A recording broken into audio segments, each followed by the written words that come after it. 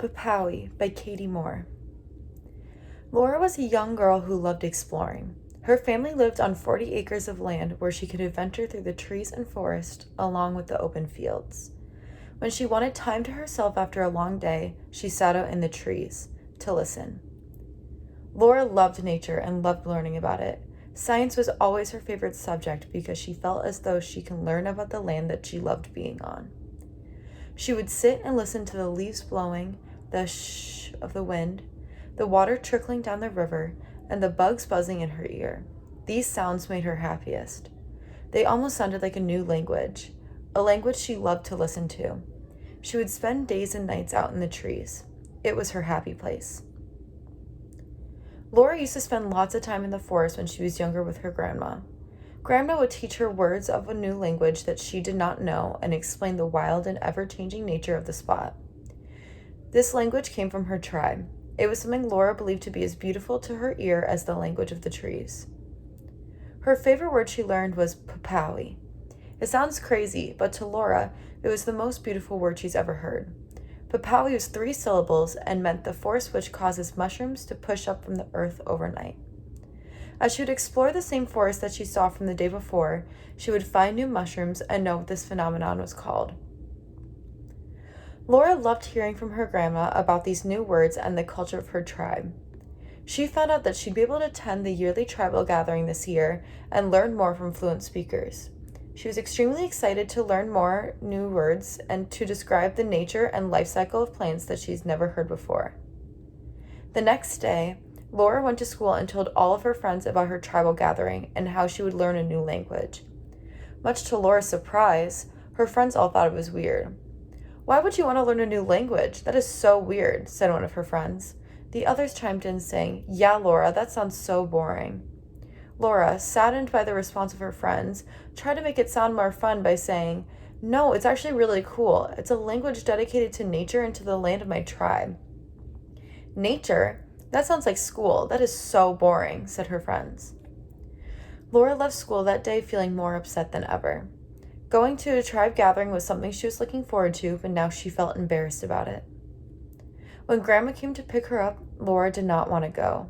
Grandma assured her that this was something that she would enjoy and reminded her of all of her time in the forest. Slowly, she started to feel better and was ready to learn more.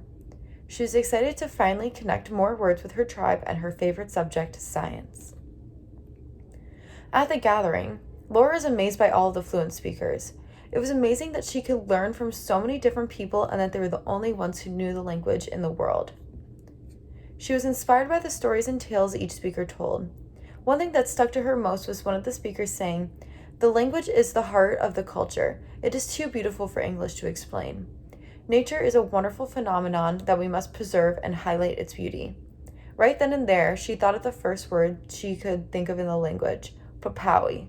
To someone average, they would not think of a mushroom growing as something wonderful, but to her, it was special and had great meaning. As the gathering continued, she was able to learn more about the language of her culture and see how it explained different nature phenomena she wondered about all of her life.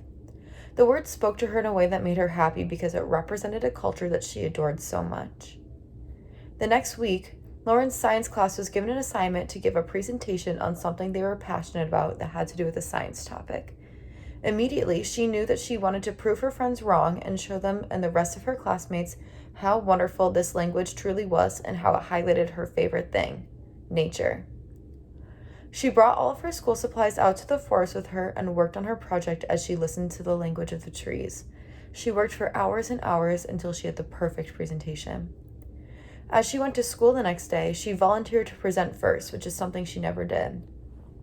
Feeling the most confident she's felt in a while, she gave her presentation to her classmates talking about her tribe, the gathering, the dedication to nature, the connection to life cycles and science topics, and even taught them a new word to explain a life cycle phenomenon, Puhpowee. After class, everyone came up to her to ask her questions, even her friends. "We are so sorry we told you it was boring. It actually sounds really cool. Would you teach us more words? We want to learn more. Do you know other ones that mean growing flowers?" her friends exclaimed. Laura was excited that they wanted to learn and were so curious.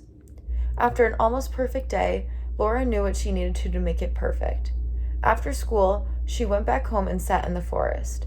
She listened to the leaves blowing, the shh of the wind, the water trickling down, and the bugs buzzing in her ear.